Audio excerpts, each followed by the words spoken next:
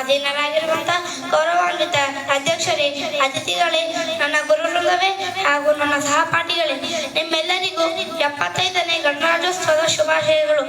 ಭಾರತಾದ್ಯಂತ ಪ್ರತಿ ವರ್ಷ ಜನವರಿ 26ರಂದು ಗಣರಾಜ್ಯೋತ್ಸವವನ್ನು ಆಚರಿಸುತ್ತೇವೆ.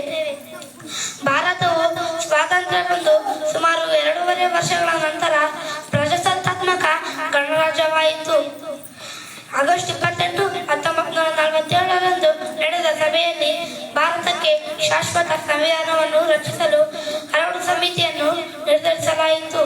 Doctor B R. ಅಂಬೇಡ್ಕರ್ ಅವರನ್ನು ರಚನಾ ಸಮಿತಿಯ ಅಧ್ಯಕ್ಷರನ್ನಾಗಿ ಮಾಡಲಾಯಿತು. ಹಲವಾರು ಮೇಧಾವಿಗಳೊಂದಿಗೆ ಡಾಕ್ಟರ್ ಬಿ.ಆರ್. ಅಂಬೇಡ್ಕರ್ ಅವರು ಭಾರತಕ್ಕೆ ಸಂವಿಧಾನವನ್ನು ರಚಿಸಿದರು.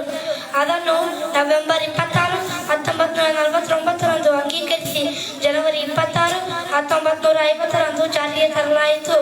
ಅದರ ನೆನಪಿಗಾಗಿ ನಾವು ಪ್ರತಿ ವರ್ಷ ಜನವರಿ 26ರಂದು ಗಣರಾಜ್ಯೋತ್ಸವ ದಿನವಾಗಿ ಆಚರಿಸುತ್ತೇವೆ. ಇದರ ಉದ್ದೇಶ ಇಷ್ಟೇ: ಭಾರತೀಯರಾದ ನಾವುಗಳು ನಮ್ಮ ಹಿರಿಯರು ಮಾಡಿದ ಕಟ್ಟಳೆಗಳನ್ನು ಪಾಲಿಸಿ ನಮ್ಮ ಸಂವಿಧಾನವನ್ನು ಕಾಪಾಡಲು ಮತ್ತು ನಮ್ಮ ಸಂವಿಧಾನದ ಬಗ್ಗೆ ನಮಗೆ ಗೌರವ ಮೂಡಲು ಈ ದಿನ ಬಹಳ ಪ್ರಮುಖವಾಗಿದೆ. ಸಂವಿಧಾನದ ಆಶಯವನ್ನು ಸರಿಯಾಗಿ ಪಾಲಿಸಿದಾಗ ಮಾತ್ರ ಈ ದಿನಕ್ಕೆ ಅರ್ಥ ಬರುತ್ತದೆ ಎಂದು ಹೇಳುತ್ತಾ ನನ್ನ ಕಿರು ಭಾಷಣವನ್ನು ಮುಗಿಸುತ್ತೇನೆ. ಜೈ ಹಿಂದ್, ವಂದೇ ಮಾತರಂ.